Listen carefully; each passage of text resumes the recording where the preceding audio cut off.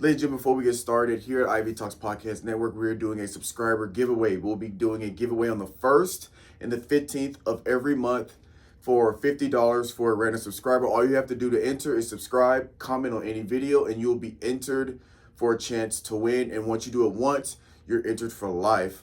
And it's going to be on the 1st, 15th of every month. A random subscriber will be chosen to win $50.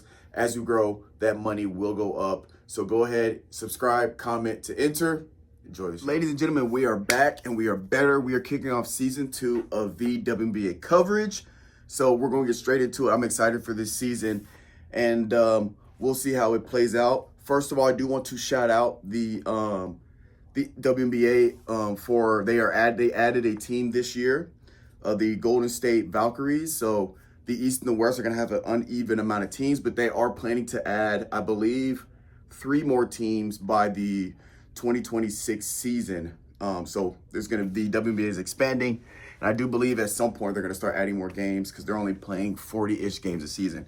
But per usual, just like we do, we're going to go over statistical leaders. We're going to go over standings, statistical leaders, and then we'll get into the early MVP race, who's projected, the odds to winning MVP, and a little bit of some news. Obviously, it's earlier on, so not too much has gone on. I believe most teams have played about 2 or 3 games. Maybe a team or two playing 4. So it's going to be early, but I do believe it's going to be another exciting season for the WNBA. So let's get straight into it. In the East, New York Liberty is 1, Washington Mystics is 2, Atlanta Dream is 3, Indiana Fever is 4, Chicago Sky 5, Connecticut Suns 6. In the West, we have Minnesota Lynx at 1, Phoenix Mercury at 2, Las Vegas Aces at 3, Seattle Storm at 4, the Golden State Valkyries at 5, LA Sparks at 6, Dallas Wings at 7. Statistical leaders, we have points per game. Nafisi Collier is right there at 1 at 28.3. Second is Kelsey Plum, who had a phenomenal debut for the LA Sparks, dropped 37 points. And it looks like the way that Sparks are playing, she's probably going to be the number 1 option. And we'll see if it's sustainable for her to drop or score 26, 27 points per game. Angel Wilson right behind her. Rebounds per game, Angel Reese at 17 rebounds per game. Angel Wilson at 2 at 13. Assists per game, no surprise, Caitlin Clark at 10.5. Behind her is Natasha Cloud. Steals per game is Tammy Fabinle, I believe is how you say her last name, at 3 steals per game. She's tied. It's actually a tie between her, Natasha Cloud, and Leonie Fibich. Both of Natasha and Fibich are from the New York Liberty, which is why I think is going to lead to their success, because they have 2 players that are getting steals, getting the passing lane. They're going to be a strong defensive team. Blocks per game, Aaliyah Boston, Indiana Fever at 3.5. Funny enough, second place is tied between Caitlin Clark, Williams, Cardoso, and Benham, who are all for the Chicago Sky. But Caitlin Clark is tied for second in blocks per game. We'll see how that plays out down the road. Field goal percentage, Breanna Stewart at 71.4%. 3-point percentage, Atkins at 100% so far, 100% from the 3. I'm not 100% sure on her shot attempts, but right now she's shooting 100%. And she's actually also tied with Zia Cook at 100% as well. Again, I don't know the shot attempts. They could have taken 1 shot so far. Again, these teams have played 2 or 3 games, but we'll see how as that continues to go on. Free throw percentage, 100%, and it is tied between Coffey, Hayes, Nafisa Collier, Williams, and Carrington. So we have a big tie. I believe there might be some more players. Yeah, Carrington, Sabali, Onosku, Stewart, Sheldon, Hart. So again, it's earlier on. Obviously, I don't see anybody finishing the season at 100% from the 3 or free throw line, but that's just who's at the top of the list right there.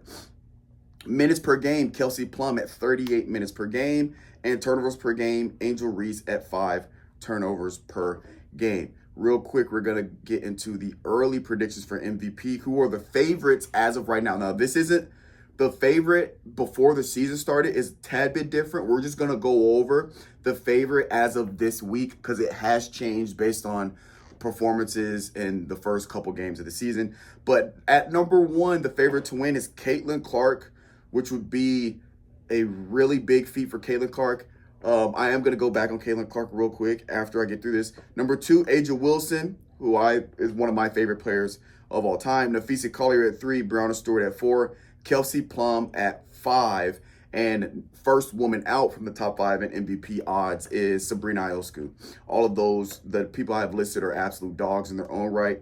But what I will say about Caitlin Clark is Caitlin Clark, she ties Courtney Vandersloot for the New York Liberty's record for most 20-point games with 10-plus assists.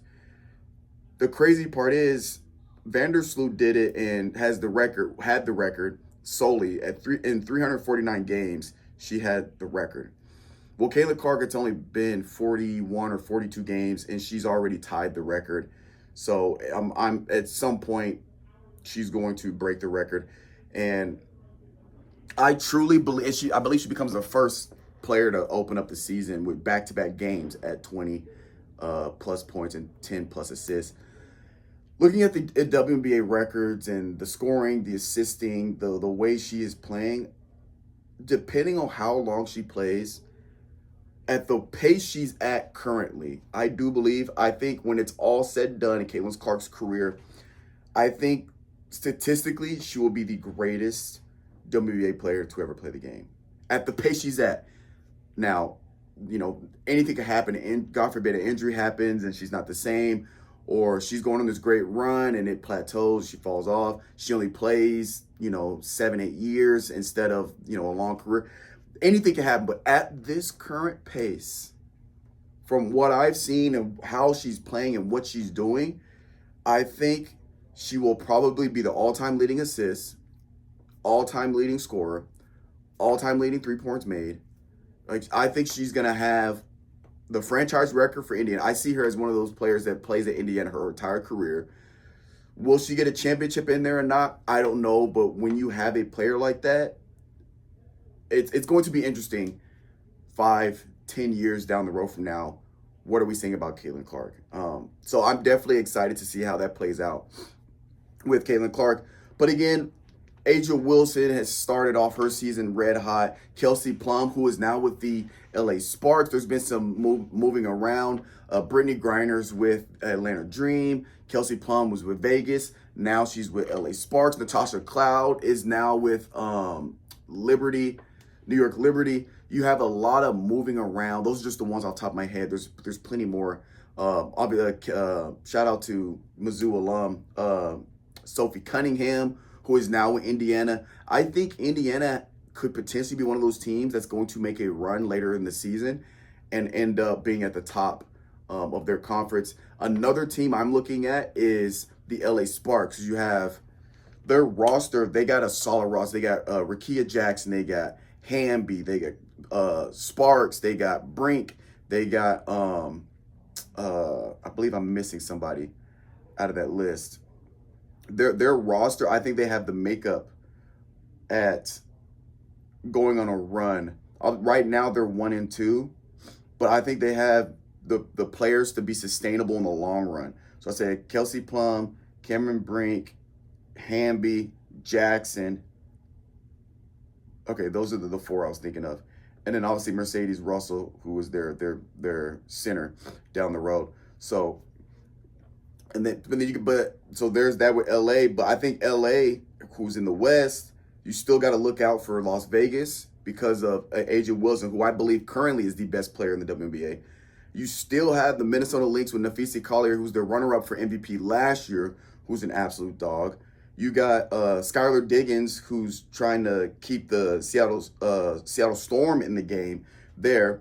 And then, it's going to be a dogfight there. And in the East, New York Liberty defending champions, and their roster hadn't changed too much instead in terms of losing their core, but they've added Natasha Cloud, who was a fantastic addition to that team. You still have Vandersloot. You got these perimeter defensive guards who are shifty and get paint penetration. And then you also have the 3-point shooting of Sabrina as well as Brianna Stewart. So it's going to be a problem with New York Liberty. Washington Meeks is stepping up. Obviously, you got Indiana Fever. And then potentially Connecticut make a run. Again, it's early.